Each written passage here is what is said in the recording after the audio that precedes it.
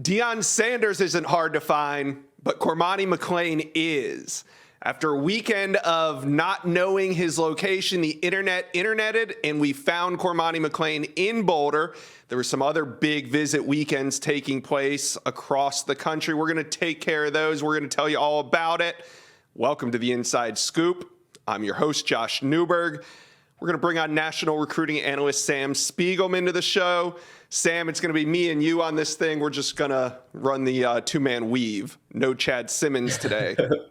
So I want to talk to you a little bit about what happened over the weekend. Cormani McClain ends up revealing himself, I should say, in Boulder, Colorado on Sunday, but there was speculation on Friday and Saturday of exactly where he was or what he was doing. Were you surprised to see Cormani McClain in Boulder, Colorado with Deion Sanders? I'm not surprised to hear anything about Cormani McClain at this point. He has become kind of the focal point of this 2023 class of what's remaining, what's still unsigned at this point. And we know that it's gone back and forth. There's 1 minute there's confidence on the Miami side, and 1 minute it is complete, madness, as no one knows what's going on. It seems like this relationship is tumultuous rather. We've reported on this show that at one point it looked like he was not going to sign with Miami. That has changed. They showed up at the school. He wasn't there. He's traveling to Boulder. I think now that this visit is in place, you can officially consider Colorado a team to beat, the team to beat. At the moment, it doesn't look like Miami is still in this. Now, obviously, there's still time before the second signing period. But right now, you have to give credit to Deion for finally getting Cormani on campus. Like you said, it's not hard to find Deion, but it is hard to find Cormani. He ended up in Boulder, and that's one step in the right direction for these Buffs trying to land one of the best cornerbacks in the country. All right. Now's a good time to review how we got here with Cormani McClain. So everybody remembers his big commitment was set for October 27th when he pledged to Miami. It was a big shocker because everybody thought the Lakeland product was going to end up at the University of Florida. He picks Miami on October 27th. Everything seems on the up and up. There wasn't a lot of concern whether or not he was going to actually sign with Miami. So the day before the signing day ceremony on the early period, his mother tweets that he will be having a ceremony at Lakeland High School. About 12 hours later, the next morning, his mom gets on Twitter again to let everybody know that signing ceremony is canceled. There is no word of a postponement date, of a makeup date for the signing ceremony. He waits until the early period is over to not sign. So there was no signing that took place. Cormani took his recruitment into the month of January, where he said at the January 2nd Under Armour game that he planned to sign. We don't exactly know what he wanted to sign on January 15th, but he announced on the sidelines of that game that he was going to sign on January 15th. Well, that leads us to today. Sam, it's January 16th. What happened yesterday on January 15th? It looked like he was having a great time in Boulder, Colorado. Like you said, I don't know what he's signing. If he wanted to make an announcement on the 15th, well, he was in Colorado when he did that. If he was serious about Miami, he's an in-state kid. Mario Cristobal would have had him on campus over the weekend. This was obviously the first weekend where kids 23, 2024 started to visit schools. And this, Josh, it always says a lot. The first weekend that they can go visit schools, it reflects who they've been talking to, who has been working the hardest to get them to campus when it's allowed. And for him to show up at Colorado after all this speculation, all this back and forth reporting out of the University of Miami, I think all signs point to him not signing with the Hurricanes. And now we're on Cormani's timeline, which, between now and February 1st, you tell me, Cormani. Yeah. And that's kind of how we got here. But even pushing it further back, last Friday, there was a bit of confusion. On Kane Sport, Matt Shadell reported that the Miami coaching staff, the defensive side of the ball, drove to Lakeland, Florida to go see Cormani McClain at school now that the contact period is reopened. That was on Friday. Well, guess what? The defensive staff got there, and Cormani was nowhere to be found. He was actually on his way to Colorado. That's what we found out a couple days later. But it tells me one big thing. Cormani McClain and Miami are not communicating. The staff's not going to show up at your school if they know that you're not there. They had no idea he wasn't there. So to me, it shows that we're going to take this thing into January. He has 3 more official visits that he's able to take. But like you said, I think this thing's shaping up to a 2-team race. Either one, he sticks to his commitment and signs with Miami, or I think Colorado has a good shot to steal him away. So we'll see how this transpires. But bottom line, he signed nothing on January 15th. So we look to the February 1st signing date as the next possible significant date in his recruitment, unless, of course, he sets another official visit. All right, let's transition real quick to another situation, developing situation that we were watching all of last week, and that was 4-star quarterback Jaden Rashada out of California, signed with UF during the early period, but we had Nick Delatorre of Gators Online on the show on Thursday to let us know that he is not enrolled yet. Now, Friday was a significant date for Rashada because that was the end of the drop ad period. Still no public statement, but Sam, are we looking at the first NIL holdout here? If there was anyone that you think would be part of that, would you not assume it would be Jaden Rashada? He had, you talk about a recruitment that's taken a lot of different turns, and like Cormani's, so has Jaden. Jaden was committed to the University of Miami, and he flipped to the Gators, an in-state rival. I mean, that kind of seemed like it came out of left field at the time. He was considering Miami and Oregon and then and Ole Miss, and it switched to Florida. And, all his comments have been, right in the public eye. But, there's a reason he's talked about it at the Under Armour game about learning the offense and being around his teammates, his future teammates. When you enroll early, that's when you start, getting used to the offense, getting used to those coaches. You start to build bonds with the current members of the team. And if you're a quarterback, how essential is that? So for him not to show up, I think you already see the smoke and when it's turning into a fire. This has now turned into a drama-filled situation. There's really no reason he shouldn't be on campus, but the way things are going with NIL and the way that his recruitment had panned out, it doesn't surprise me the way that things are going right now. Yeah, and no public statement. I checked in Sunday evening with Nick Delatorre. He said that he still anticipates no Jaden Rashada at the University of Florida, and maybe on Tuesday we could get official word that he is submitted for his release from his letter of intent to the Gators. But we'll see, still kind of in a holding pattern there. Now, just because he didn't enroll early doesn't mean he still can't enroll in the summer if something in the 11th hour does shake loose and the Gators and the Rashadas come together on an agreement. He can still enroll in the summer. So this doesn't take that out of play. Just the early enrollment, which was expected, and most top quarterbacks do enroll early these days. Guys, do me a favor right now. Please like this video and subscribe to the On3 YouTube channel. We got you covered with all things recruiting. Go ahead and hit that subscribe button for me. I'd appreciate that. All right, Sam. Tennessee coming out of the gates with some momentum for the 24 class. They finished the season with an 11-2 record, an exciting offense, and Josh Heupel brings in an elite group of prospects this weekend. We got the graphic up on the screen. Tennessee hosted some notable players, especially on offense, Sam. Let's start with 5-star wide receiver Mike Matthews, the number 2 ranked wide receiver in the entire country. Tell me about him. The On3 consensus 5-star from Georgia. We talk about it. The first visit, after the dead period, where does he end up? In Knoxville with Kelsey Pope, who is, beginning to pick up a lot of steam as one of the better recruiters in the entire SEC. He's Tennessee's wide receivers coach who helped groom Jalen Hyatt into, wherever he gets drafted in a few weeks. But Josh Heupel and Kelsey Pope getting Mike Matthews, the 5-star from Georgia, who's obviously coveted by all the schools in his backyard, including Georgia and Alabama and Auburn and all the rest of the SEC, getting him on campus, getting J.J. Harrell, one of the best players, one of the best wide receivers from Mississippi, Kobe Young, a kid from New Orleans, visiting Tennessee, one of the best quarterbacks in the 2025 class, Cutter Boley, who's already been to Tennessee a few times, getting back, spending time with Josh Heupel. Ryan Wingo, one of the top 20 players in the entire country out of St. Louis, all visiting Knoxville this weekend. It says a lot about the state of the program. Under the previous couple of coaches at Tennessee, they've had some big recruiting weekends, but I think this is the biggest recruiting weekend Tennessee has had in some time. It says a lot, like you said, an 11-2 record. Tennessee is recruiting at the level that we expect Tennessee to recruit at, with Mike Matthews and J.J. Harrell and Ryan Wingo visiting campus.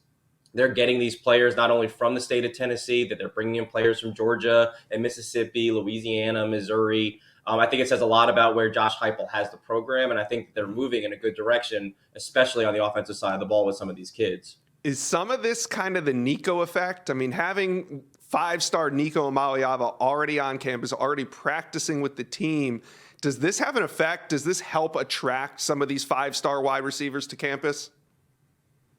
Yeah, well, if you're looking at this from a recruiting blueprint, getting Nico was the first step, right? Josh Heupel had the breakout season in Knoxville, and then he got his five-star quarterback, who's in the conversation as the best player in the country in last year's class. Now you're finding the next wave, the people that want to play with Nico, that want to play for Coach Heupel, that want to be in that same system that Jalen Hyatt had so much success in. And yeah, people are attracted to quarterbacks. Offensive linemen want to block for him. Receivers want to catch passes, and running backs want to see the attention that the passing game gets and see the holes that it opens up for them.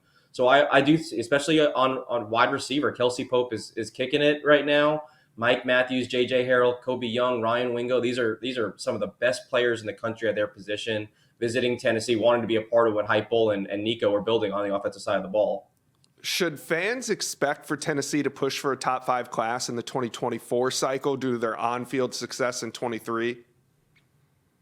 Well, it won't be easy, but I do think that when you see these types of names and what they did last year, like I said, the proof is in the pudding. They are heading in that direction. So if they don't get a top 5, they're not getting a top 15. They're getting a top 10 class. The way that they're recruiting, the way that their facilities are set up, the way that their NIL is established. They have all the boxes in place to be they're in the SEC. They have a high-powered offense, and that also is attracting defensive players. We talked about talent on the offensive side of the ball, but Williams Nawari is a number 3 player on 3 for 2024. Is a guy that Alabama and USC and Missouri all covet, and he's visiting Tennessee. So they're getting not only elite players on the offensive side of the ball, they're bringing in the defensive players as well. Everything is in place for them to compete for a top 5 class, and whether they get it, that might have to do with how much success they have during the season. But I think that the pieces are all there. Sure. All right. Let's go from Knoxville to Tallahassee. Florida State also coming out in the 24 cycle with some momentum. Mike Norvell exceeds all expectations on the field. So, of course, that carries over into recruiting. Here we're taking a look at who was on campus this weekend for their junior day. Let's start at the top with on 300 top 50 offensive tackle Jonathan Daniels out of Pensacola. We really like him at on 3. What do you know about Jonathan Daniels and his recruitment? Yeah, I know that Florida State, he's got offers from the schools in state, but Florida State is the in-state school recruiting him the hardest, a little bit harder than Miami right now, which just got into the mix a few weeks ago. But in his recruitment, it's still very early for Jonathan out of Pensacola. But it's Florida State, it's LSU, and it's Georgia. It's a small group of schools, and he's been very adamant about Mike Norvell and Alex Atkins being not only the O-line coach but also the play caller. And he's big on relationships. You can talk about playing in the league and getting developed, but I think that is a second to the relationships going on and how he views his recruitment. And in that regard, Florida State is checking all the boxes for Daniels. This visit, again, the first one out of the gates. He's staying in state. He will head to Georgia at the end of the month, but I like where Florida State is built with Daniels. I think that they're probably the early leader in the clubhouse. Still a long ways to go, but this visit, moved the needle with him, and he's a top 50 player. He's an offensive tackle, from the state of Florida, and that's a must get for those 3 teams in state. And I like where Florida State sits early on. Yeah, not a lot of high-quality offensive tackles come from the state of Florida, so the big 3 are going to be highly competitive for Jonathan Daniels. All right, 4-star cornerback Charles Lester, the number 3 ranked corner in the country, was there, as well as safety Travaris Banks. Now, Banks was also in Tennessee. Did he hit Tallahassee on Friday and Tennessee on Saturday?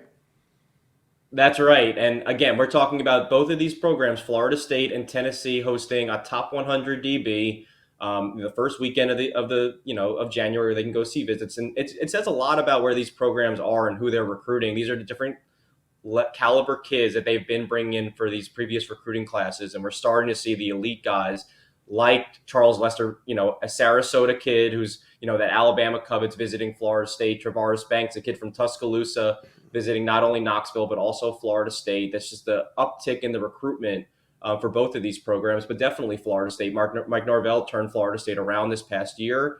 He's attacking through the portal to win now, and he's also, bringing in these elite high school kids to pepper the future. Yeah, another elite prospect not on the list was on 300 defensive lineman DeAndre Robinson out of Jones High School in Orlando. He's going to be a top target in the state of Florida when it comes to the defensive line. But Sam, you put in a new recruiting prediction pick for a tight end out of New Orleans to Florida State. Tell me about him. I put in an RPM for Hubert Catiste, athletic, pass-catching tight end from New Orleans powerhouse St. Aug, this alum, David Johnson, who's recruiting him for Florida State. David Johnson offered him after his spring game, dripping with potential out earlier. I think he's going to see his run take off over the next couple of months when schools can come by and see this 6'4" red zone monster in person and see what he's capable of doing. But that's a credit of Florida State, not only offering early, but building that strong foundation. And they're probably the team to beat if a couple of more schools don't get into the mix. All right. High quality tight end prospect goes 6'4", 238 pounds. We'll see also how this shakes out for the Noles. It's very early. You put in one recruiting prediction. We'll see if any of these other guys end up signing with FSU later on in the cycle. All right, let's move to the transfer portal here on the Inside Scoop. LSU quarterback Walker Howard officially hit the portal on January 13th. He wasted no time. He was at Ole Miss on Friday, TCU on Saturday and Sunday. Any more visits? What are you hearing on quarterback Walker Howard? Yeah, TCU and Ole Miss are certainly the two teams that have garnered the most buzz and connection to the former elite quarterback from Louisiana. I've heard Alabama. I've also heard Georgia as possibilities, but something to watch. TCU landed a commitment from the transfer portal from his former teammate, Jack Betch from LSU. Mm-hmm. We saw what Max Duggins did this year, and I know that they are recruiting Walker to play, and compete for the job as soon as he steps foot on campus. And that relationship with Jack Betch is definitely one to watch. They are best friends. They are, they're teammates, state champions together. And I know that Jack is in his ear about being in Fort Worth with him and playing together. And you need to keep an eye on Ole Miss. Now, when Walker was in high school coming out of STM, St. Thomas More, Jeff Lebby was recruiting him at Ole Miss. He developed a very strong relationship with Lane Kiffin at that point while he was still committed to LSU and they were going through the coaching change. The fact that Pete Golding, Alabama's defensive coordinator, a Louisiana native, is now Ole Miss's defensive coordinator. I can assure you that this weekend was a pivotal weekend for Ole Miss. I think the possibly to beat at this point, coming off the visit. Now, Lane Kiffin views that Walker Howard wants to play early. He wants to compete for the job. Ole Miss checks those boxes, and that relationship with Pete Golding looms very large. They've known each other for a very long time, and Alabama was one of Walker's early offers coming out of high school because of the relationship with Pete Golding. All right. So any idea on when he might wrap this thing up? Make a decision? Yeah, I think it could be as early as this week. I think that these visits loomed very large. Like I said, TCU and Ole Miss are probably the two front runners. If they do want to make it to Georgia or Alabama, I think that would be quick. I don't know if it'll even happen at this point, but I think that we'll know something by the end of this week about where Walker Howard will end up. What's your best guess? Right now, I like where Ole Miss stands. They're an SEC family. I think TCU has all the pieces in place as well, but Walker's family has ties to not only LSU but also Mississippi State. So in a crazy world that we live in now, Josh, why wouldn't Ole Miss just be the third leg of this triangle? All right. A couple quick hitters on some five-star defensive linemen before we get out of here. Five-star edge Colin Simmons. He made it to UGA for his first visit. He's the number one edge in the country, number 6 overall from Duncanville, Texas. What do you think of his recruitment and this latest development of him showing up in Athens? Yeah, well, this Athens visit has been a long time coming. He's been talking about visiting Georgia for 6 or 7 months at this point. So to get him on campus for the championship parade, everyone celebrate. Obviously, it was a tragic time in Athens over the weekend, but before that, the spirits were exceptionally high for the way that defense played in the national championship. I think Georgia is one of the teams to watch, and we know that LSU is a contender. We know that Texas is a contender. Alabama and Tennessee are two more SEC teams working to get Colin Simmons on campus, the 5-star edge from Texas, and I expect him to visit both those schools at some point in the near future. All right. 5-star defensive lineman David Stone said that he was going to wrap up his recruitment and make his commitment at the end of January. He set his date. And then Ohio State offered yesterday. Does this shake things up for David Stone? He says he wants to visit Ohio State now before he makes his decision. So obviously this had an impact on him. Absolutely. Oklahoma has been, even though he's this 5-star for IMG, he's originally from Oklahoma. Brent Venables and his staff have been working hard to keep him home, and they've gotten him every time he comes back home for the holidays. He's quietly went back to Norman. Now, Michigan State was really a threat here before Marco Coleman went to Georgia Tech, his alma mater. You would think that Georgia Tech might be a late sleeper here if they can get into the mix, but I like where Oklahoma stands heading into the Ohio State visit, which is obviously Larry Johnson's forte with defensive linemen of David Stone's caliber. So we'll see how that visit goes and take it from there. All right, Sam, we covered a lot today on the Inside Scoop. Thanks for doing a lot of the heavy lifting. We'll see you on Thursday. Thanks for having me, Josh. All right, guys, see ya. Thank you for watching. Make sure you smash that subscribe button for me. And remember to check out all the videos on the On3 YouTube page.